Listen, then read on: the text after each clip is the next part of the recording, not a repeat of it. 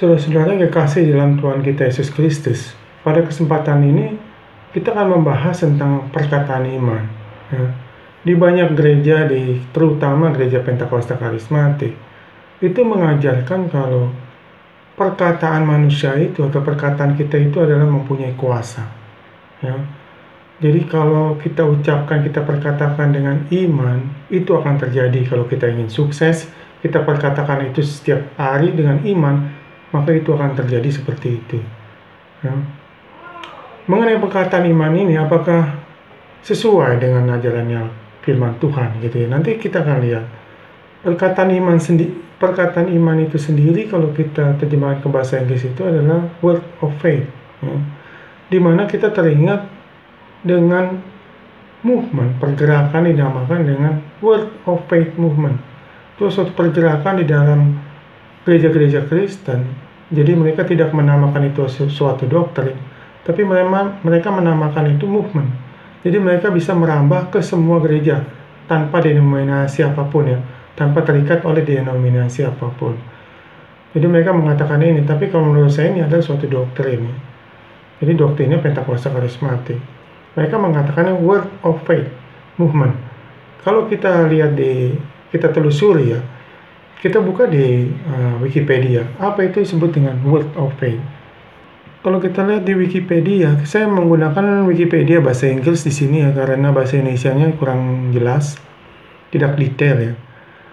Nah, nanti saya akan menerjemahkan ini, saya akan terjemahkan langsung aja. Word of faith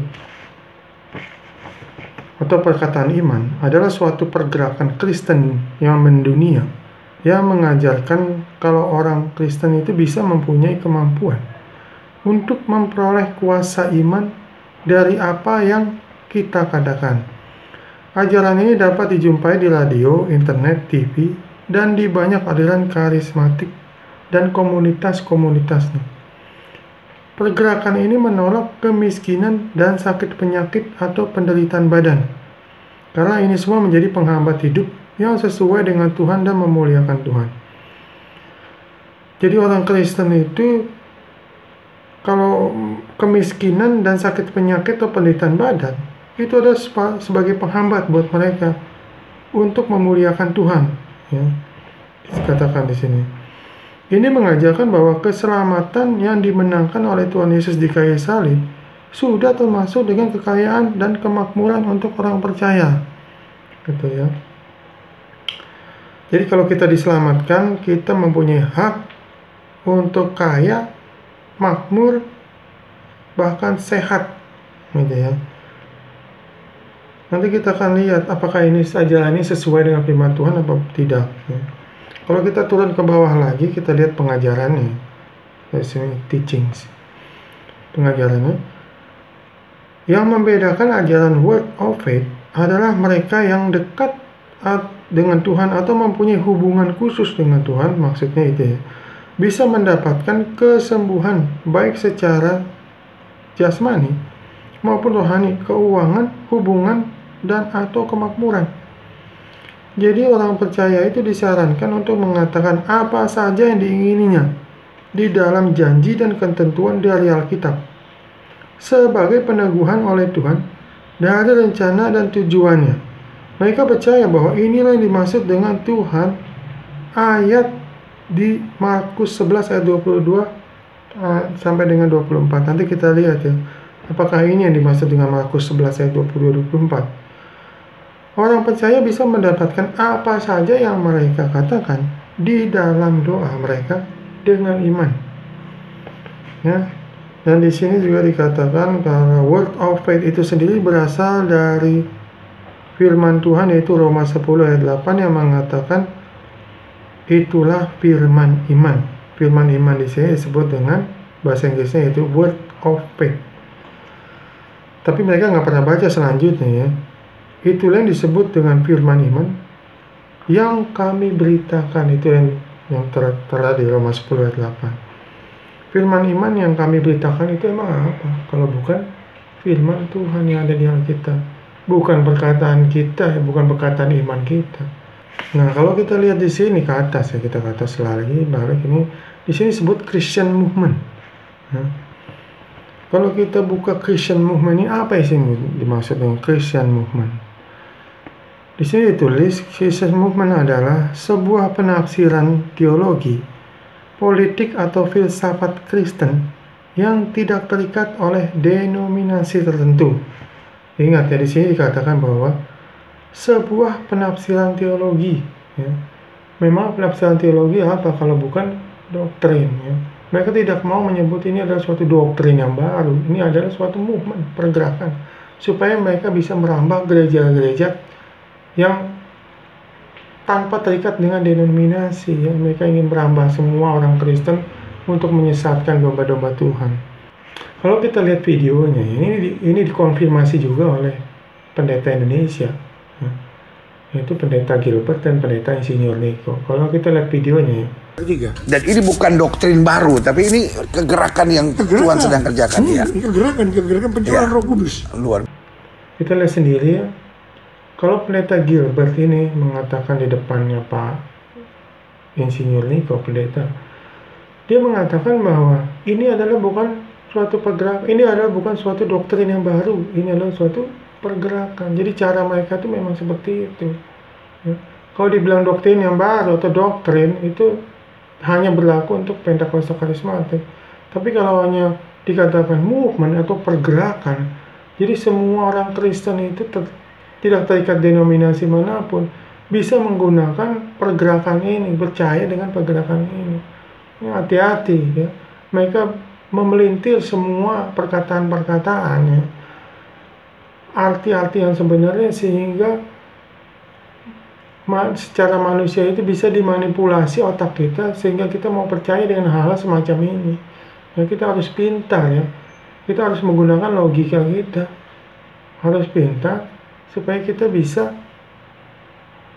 membedakan mana yang benar, mana yang tidak benar sesuai dengan firman Tuhan ya. Nah, kalau kita lihat dari foundernya di sini sebelah kanan sini, founder didirikan oleh E.W. Kenyon dan Kenneth Hagin. Kalau kita lihat sini E.W. Kenyon itu ya.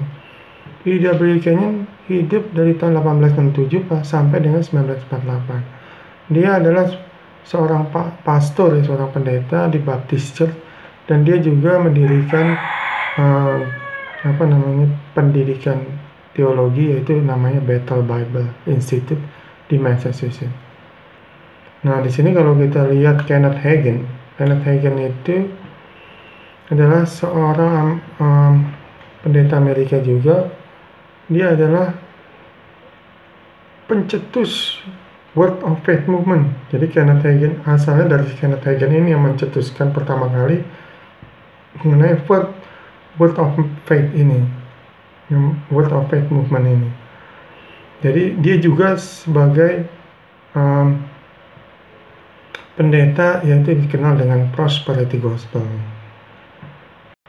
Jadi kita lihat di sini ya, Word of Faith ini Kenneth Hagin. Kalau kita buka ya, kita lihat YouTube-nya, Kenneth Hagin itu siapa sebenarnya Kenneth Hagin? Kita lihat dari videonya ya, kebaktian-kebaktian yang dilakukan oleh Kenneth Hagin. Kita lihat dulu videonya. Hallelujah. Glory to God. Wrap it up.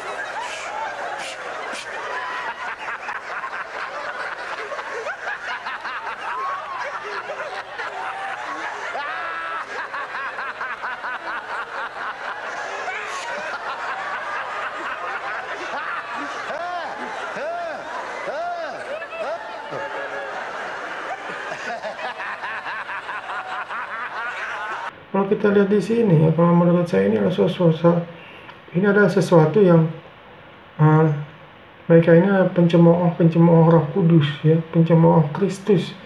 Kita lihat ya dari kebaktiannya aja seperti ini. Kalau kita perhatikan, apakah memang benar orang yang dari Tuhan yang mengaku menyebarkan kebenaran melakukan kebaktian seperti ini? Nah, kalau kita mau telusuri ya, sebenarnya Kenneth Hagin ini mendapat ide ini mengenai perkataan iman ini dari mana. Setelah saya telusuri ya, saya teringat dengan satu buku yang namanya The Secret ya. Tahun 2006 ya, kalau Anda masih ingat tahun 2006, buku ini termasuk bestseller, semua orang membicarakannya. The Secret, ada bahasa Indonesia juga ada. Kalau kita lihat Wikipedia, apa itu The Secret? Buku The Secret itu adalah best-selling tahun 2006. Dibuat oleh Rhonda Byrne. Ini dia adalah orang Australia. Menurut dia, buku ini adalah berdasarkan tentang kepercayaan yang disebut dengan Law of Attraction. Kalau kita mau lebih jelasnya lagi, kita buka Law of Attraction itu apa ya? Law of Attraction atau New Thought. New Thought itu adalah pemikiran yang baru. Ya. Jadi Law of Attraction ini kalau bahasa Indonesia adalah hukum tarik menarik, gitu ya. Di dalam pemikiran yang baru, filosofi pemikiran baru, Law of Attraction adalah suatu kepercayaan bahwa pemikiran yang negatif atau positif akan menghasilkan pengalaman yang negatif atau positif juga. Ini berdasarkan dari pengertian bahwa pemikiran manusia itu berasal dari energi yang murni. Ya. Kalau kita perhatikan di sini dikatakan energi yang murni, Law of Attraction itu. Ya. Jadi kalau seseorang atau kelompok yang mengatakan bahwa ini berasal dari energi yang murni, itu adalah seorang yang ateis, tidak diragukan lagi, karena mereka percaya, orang ateis ini percaya bahwa semua yang ada di dunia ini, segala macam langit, cakrawala, bintang-bintang, semua yang ada, manusia, tumbuhan, makhluk hidup yang ada di dunia ini, itu adalah karena suatu ledakan energi ya, disebut dengan Big Bang. Mula-mula di awal sebelum terjadi segala macam, dan mereka percaya akan hal itu. Itu adalah orang-orang yang tidak percaya dengan Tuhan, orang tidak mau percaya dengan Tuhan ya. Jadi kita lihat sendiri bahwa Law of Attraction ini adalah filsafat dunia ya, yang dipercaya oleh orang-orang yang tidak percaya dengan Tuhan, gitu ya. Kalau kita lihat kembali ke Wikipedia, kita lihat ya, di sini dikatakan bahwa Law of Attraction itu di dalam New Thought Philosophy. Kalau kita lihat di Wikipedia, New Thought itu apa? Ya. Nah, di sini dikatakan ya, kalau New Thought itu adalah pergerakan rohani ya, yang dibangun di Amerika pada abad ke-19. Banyak orang menganggap kalau ajaran ini berasal dari ajaran yang tidak pernah diterbitkan oleh Phineas Quimby. Ya. Anda ingat Phineas Quimby? Kalau Anda pernah menyaksikan video saya yang berjudul Sejarah Pentakosta Karismatik, ya, pendiri Pentakosta yang nama Charles Fox Parham itu mendapatkan idenya atau belajar dari seseorang yang bernama Dewey, dan Dewey itu belajar dari seseorang yang bernama Phineas Quimby yang mengajarkan tentang New Thought atau kesembuhan ilahi. Itu berasal dari Phineas Quimby ini juga, karena Phineas Quimby ini mengajarkan dia belajar tentang metafisik. Metafisik itu tidak lain adalah ilmu perdukunan. Ya, orang-orang yang percaya dengan hal-hal mistik atau hal-hal yang gaib, gitu ya. Jadi inilah sumbernya itu tetap sama ya. Kalau si Kenneth Hagin yang pendiri pencetus Word of Faith, itu ada asal muasalnya, itu pemikirannya, itu idenya itu adalah dari Phineas Quimby, yaitu New Thought Movement. Di mana New Thought Movement ini adalah sumbernya dari Law of Attraction. Ini filsafat-filsafat dunia, saya katakan sebelumnya, mereka berusaha memasukkan filsafat dunia ini masuk ke dalam firman Tuhan, gitu ya. Sehingga mereka cari-cari ayat yang mana yang cocok untuk filsafat dunia ini. Sehingga kalau ada ayatnya, berarti orang akan lebih percaya bahwa inilah sesuatu yang rohani, yang dari Tuhan, gitu ya.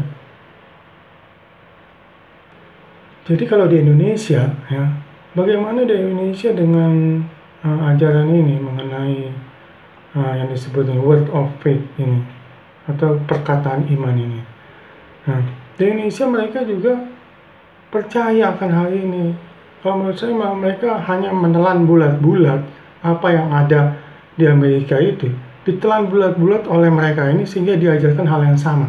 Ya, kita lihat dari ini, kalau Anda mau lihat sendiri ya, Anda kalau bisa buka YouTube sendiri dan ketik aja perkataan iman atau kuasa perkataan, pasti banyak yang muncul. Ini saya kasih contoh dari 3 pendeta Pentakosta karismatik ya. Dan saya yakin bahwa bukan hanya 3 pendeta ini, tapi hampir lebih dari 90% pendeta Pentakosta karismatik percaya akan hal ini. Perkataan itu mempunyai kuasa, perkataan manusia itu mempunyai kuasa. Kita lihat dari videonya Philip Mantova. Jangan sekedar nyanyi, berimanlah ketika engkau menyanyi. Ketika engkau datang ke gereja, ketika saat teduh, berimanlah setiap kata-katamu. Karena firman Tuhan berkata dengan jelas, Yesus ajarkan, kalau engkau berbicara, katakan apapun juga, percayalah perkataanmu itu terjadi. Pendeta Philip Mantova mengatakan bahwa apapun yang kamu percaya, katakan saja, dan kamu harus percaya bahwa itu akan terjadi. Ya. Itu yang disebut perkataan iman. Jadi kita lihat satu lagi dari Pak Gilbert. Dan hari ini kenapa kita sebagai orang percaya dapat bersuka cita? Karena di balik perkataan kita ada kuasa. Sama-sama bilang sama saya, di mulut saya ada kuasa. Sama-sama bilang, di mulut saya ada kuasa. Loh, buat apa kita panik? Buat apa kita stres? Buat apa kita khawatir? Buat apa kita tertekan? Buat apa kita menderita? Kalau di mulut kita ada kuasa.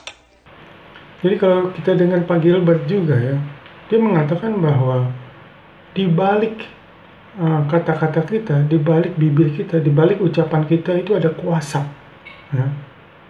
Jadi mereka ini percaya bahwa manusia itu, perkataan manusia mempunyai kuasa. Apapun yang manusia katakan akan terjadi gitu. Ya. Kita lihat satu lagi dari pendeta Rubin Adi. Betapa pentingnya kata-kata yang kita ucapkan. Sebab salah kata berarti kematian. Seringkali kita melihat banyak orang meremehkan kata-kata. Banyak orang mengucapkan kata-kata yang sangat sembrono karena kita tidak sadar ada kuasa di dalam perkataan. Tahukah saudara bahwa kata-kata itu menjadikan kita hidup atau mati, kaya atau miskin, sukses atau gagal, sehat atau sakit. Dia mengatakan bahwa salah kata akibatnya adalah kematian. Jadi kata-kata kita mempunyai kuasa. Dengan kata-kata kita bisa mati, dengan kata-kata kita bisa hidup, gitu ya. Dengan kata-kata kita bisa menjadi kaya, dengan kata-kata kita bisa menjadi miskin, dengan kata-kata kita bisa menjadi sukses atau tidak sukses, gagal, menjadi sakit atau menjadi sembuh hanya dengan kata-kata kita, gitu ya. Apakah itu benar menurut firman Tuhan seperti itu? Pendeta Rubin Adi itu kalau kita lihat dari title-nya, dia adalah seorang MTH. MTH itu Master Teologi. Ya, bukan hanya master, dia juga tertulis di sini doktor. Kemungkinan juga doktornya adalah doktor teologi, gitu ya. Bagaimana mungkin doktor master teologi, seorang ahli teologi, mengatakan hal-hal yang tidak sesuai dengan firman Tuhan, gitu ya. Mengatakan sesuatu yang bersifat filosofi, filsafat dunia yang diajarkan oleh orang-orang ateis. Ya. Bagaimana mungkin orang yang mempunyai ahli teologi seperti master teologi dan bahkan dokter S3 teologi menerima bulat-bulat ajaran itu, gitu, tanpa ada version dari firman Tuhan dengan benar. Apakah itu sesuai atau tidak? Mereka ini selalu menggunakan firman Tuhan dari Markus. Kalau kita lihat ya, Markus 11 ayat 23 sampai dengan 24.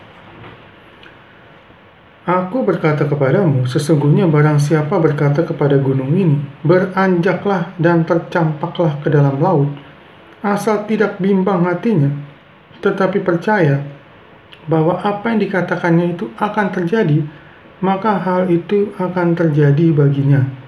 Ya, Markus 11. Markus 11 ini sama dengan Matius 17 ayat 20. Matius 17 ayat 20 itu ditambahkan lagi bawahnya, yaitu tidak ada yang mustahil bagimu.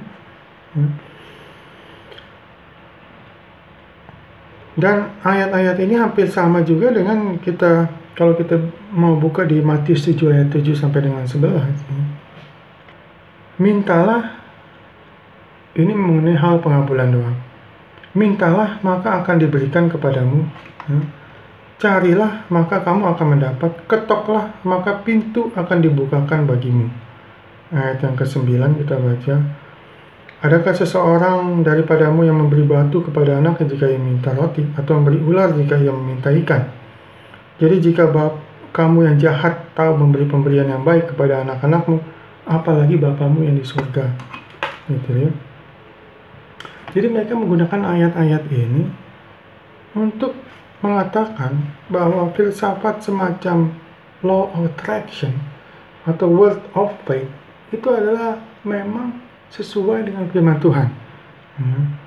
Ditambah lagi dengan kita baca di Amsal 18:21, ini ayat-ayat yang mereka sering gunakan ya.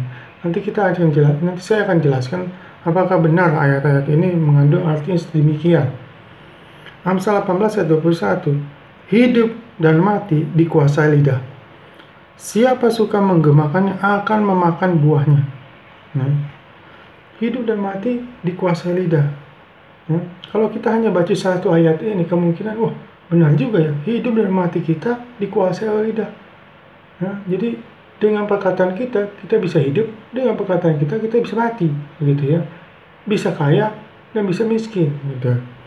Apakah itu seperti itu? Kalau kita tidak mengerti satu ayat ya, sebaiknya kita menggunakan ayat yang lain supaya kita bisa lebih mengerti. Oke, jadi kita cari ayat yang sesuai yang di firman Tuhan juga, gitu. Jadi logika kita tidak kemana-mana, logika kita tidak termakan oleh filsafat dunia. Jadi logika kita itu tetap di dalam firman Tuhan. Pemikiran kita itu adalah tetap tentang kebenaran, gitu ya. Kita baca masih di dalam ayat yang sama, yaitu Amsal 4 ayat 24. Buanglah mulut serong daripadamu, dan jauhkanlah bibir yang dolak-dalik daripadamu. Bibir yang dolak-dalik ini yang masih selalu berubah-ubah, gitu ya. Hari ini mengatakan A, besok mengatakan B, 1 jam kemudian mengatakan C. Jadi tidak pasti apa yang dikatakannya benar. Kita buka juga di Amsal 12 ayat 13. Orang jahat terjerat oleh pelanggaran bibirnya, tetapi orang benar dapat keluar dari kesukarannya. Jadi ini sebenarnya dari Amsal ini saya sudah jelas ya, bahwa perkataan kita bukannya mempunyai kuasa ya. Perkataan kita itu memang bisa menyakiti orang, gitu ya. Dengan perkataan kita bisa menyakiti orang. Dengan perkataan kita bisa memuliakan dan memuji Tuhan. Dengan perkataan juga kita bisa mengutuk Tuhan. Ya. Jadi kita harus jaga apa? Perkataan kita harus dijaga. Hati kita yang dijaga supaya tidak keluar perkataan-perkataan yang serong seperti itu yang di Amsal katakan. Bukannya perkataan kita mempunyai kuasa. Tidak ada menjelaskan tentang itu sama sekali. Ya, untuk lebih jelasnya kita baca juga di Matius 12. Ayat 36 sampai dengan 37. Tetapi aku berkata kepadamu, setiap kata sia-sia yang diucapkan orang harus dipertanggungjawabkannya pada hari penghakiman. Karena menurut ucapanmu engkau akan dibenarkan, dan menurut ucapanmu pula engkau akan dihukum. Jadi kita harus jaga hati supaya kata-kata kita itu tidak keluar kata-kata yang serong, kata-kata yang mengkhianati, kata-kata yang iri hati, kata-kata yang memfitnah, berbohong. Kita harus menjaga hati kita supaya tidak keluar kata-kata itu, karena dengan kata-kata itu kita akan diadili, dihakimi, ya, pada hari penghakiman nanti.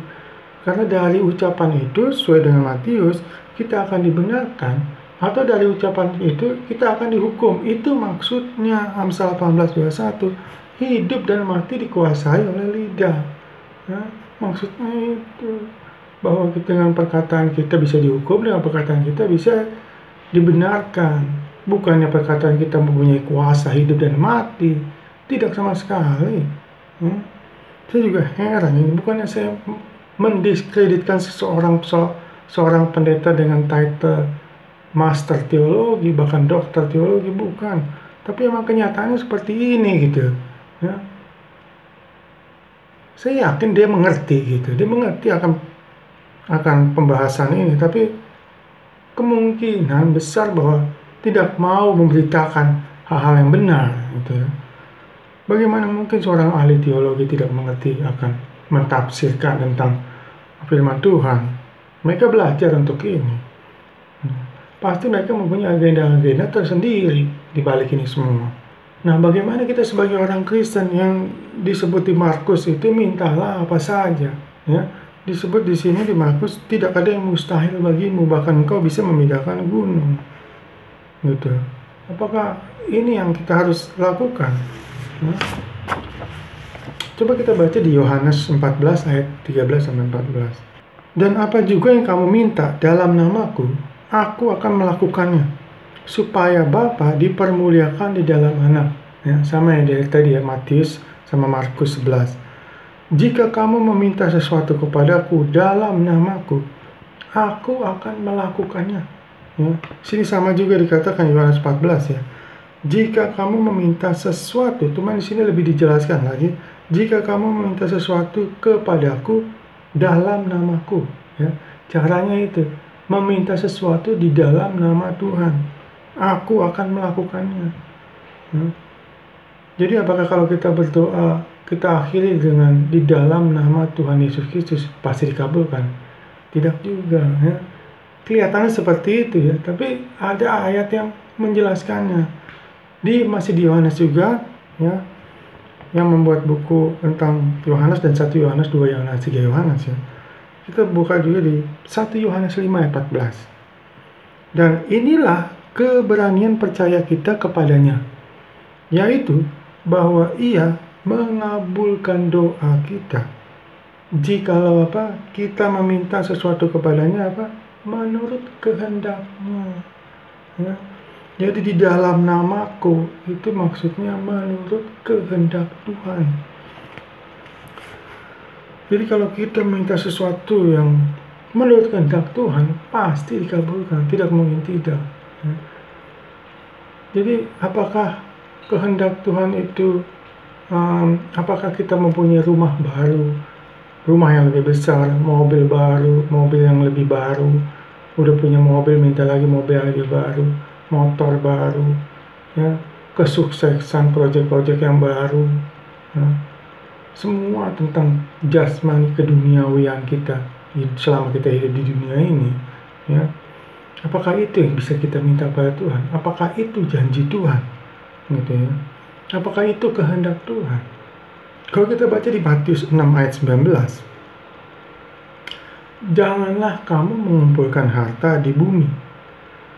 Di bumi ngengat dan karat merusakkannya, dan pencuri membongkar serta mencurinya. Ya. Di sini sudah jelas dikatakan firman Tuhan, janganlah kamu mengumpulkan harta di bumi. Ya. Kumpulkanlah harta di sorga. Ya. Di sini ditulis janganlah. Ya, ini suatu perintah Tuhan. Janganlah mengumpulkan harta di bumi. Seperti halnya perintah 10 perintah Tuhan. Jangan mencuri. Jangan membunuh, jangan mengucapkan saksi dusta. Ya, itu jangan, berarti perintah Tuhan jangan dilakukan. Jadi kita lihat ya bahwa mengumpulkan harta di dunia ini bukan kehendak Tuhan. Kehendak Tuhan itu mengumpulkan harta di sorga, bukan di dunia. Jadi kalau kita berdoa tentang jasmani, tentang harta di surga, harta di dunia ini, itu bukan kehendak Tuhan. Kita harus berdoa sesuai dengan kehendak Tuhan. Yang jelas harta di dunia ini itu adalah sesuatu yang dicari oleh orang-orang yang tidak mengenal Tuhan. Kita adalah orang-orang rohani, ya. Kita bukan orang-orang duniawi, kita adalah orang-orang rohani. Kenapa kita mencari hal-hal yang duniawi, gitu ya? Kita harusnya berdoa tentang hal-hal yang surgawi, yang rohani, gitu, bukan tentang hal yang duniawi. Ya. Jadi hal-hal duniawi ini seperti harta, ya, seperti kesuksesan, kesehatan, ya, kemakmuran. Kita hidup itu bukan janji Tuhan. Tuhan tidak pernah berjanji tentang hal itu. Ya. Janji Tuhan itu adalah kita akan diampuni dari dosa-dosa kita dan kita bisa hidup selamanya di surga. Itulah janji Tuhan. Tuhan tidak pernah berjanji kalau percaya kepadanya akan diberkati berlimpah, ya, secara keuangan, kesuksesan selalu menyertai kita, gitu ya. Sakit penyakit itu selalu kesehat, gitu. Tidak ada janji Tuhan seperti itu. Bukannya saya sangat anti terhadap kekayaan, tidak sama sekali. Tuhan memberkati, Tuhan memberkati Abraham, Tuhan memberkati Ayub secara berlimpah, gitu ya.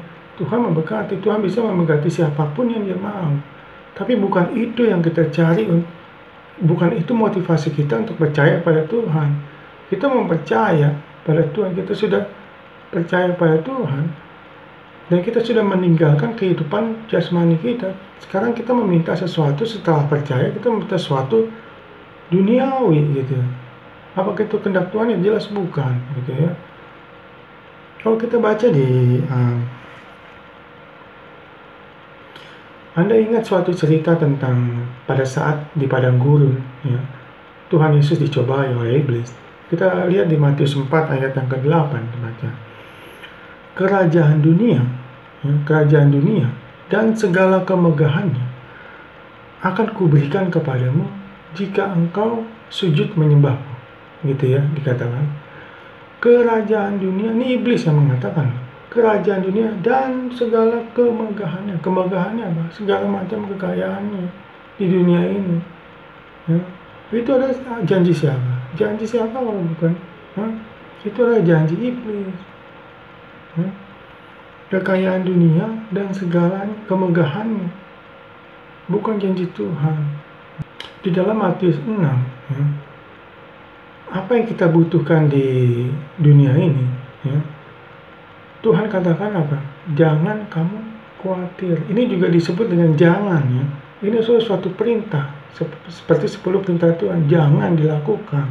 Jangan kamu khawatir akan hidup di dunia ini.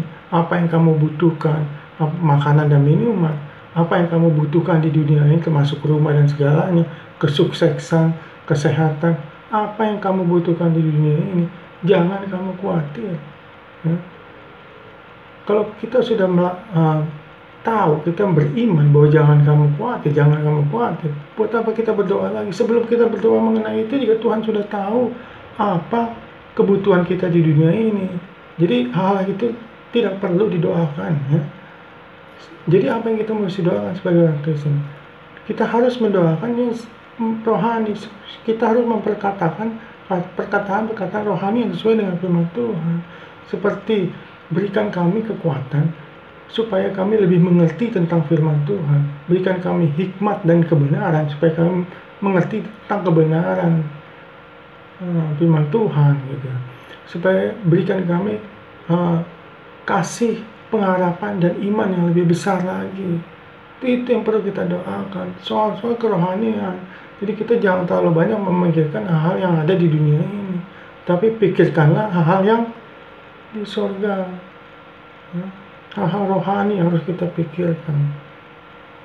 Jadi sekali lagi ya, bahwa perkataan manusia tidak ada kuasanya, ya.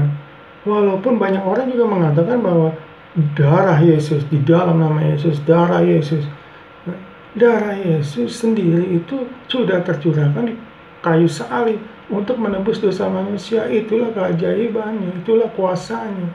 Tapi kalau kita katakan darah Yesus itu Nggak ada kuasanya. Kalau kita yang mengatakan tidak ada kuasanya. Perkataan manusia itu tidak berkuasa. Hanya siapa yang berkuasa? Hanya perkataan Tuhan yang berkuasa. Perkataan malaikat, perkataan iblis tidak ada kuasanya. Yang punya kuasa itu adalah Tuhan. Tuhan menciptakan langit dan bumi hanya dengan perkataan. Jadilah terang, terang jadi. Jadilah cakrawala, cakrawala jadi. Ya. Itu perkataan Tuhan, mempunyai kuasa. Manusia tidak sama sekali ada kuasanya, perkataannya. Jadi ini ajaran-ajaran yang sangat bertolak belakang dengan firman Tuhan. Nggak usah diikuti ajaran-ajaran seperti ini. Kita harus mengerti akan firman Tuhan supaya kita bisa membedakan mana yang benar, mana yang tidak. Saya rasa sekian dari saya. Kasih karunia dan damai sejahtera menyertai kita semua. Haleluya.